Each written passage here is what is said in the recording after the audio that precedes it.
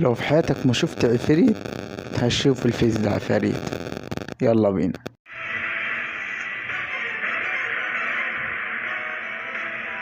بس بصراحة اللي قاعد في المستشفى بصراحة يبقى ربنا يرحمه. انتوا شايفين المنظر؟ ده فظيع بقى.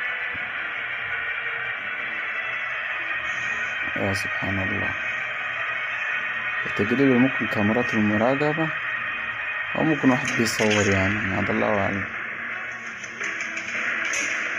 شايفين المنظر؟ بصراحة اللي قاعد في المستشفى يبقى الله يرحمه فعلا. لا إله إلا الله. شايفين منظر مرعب بصراحة.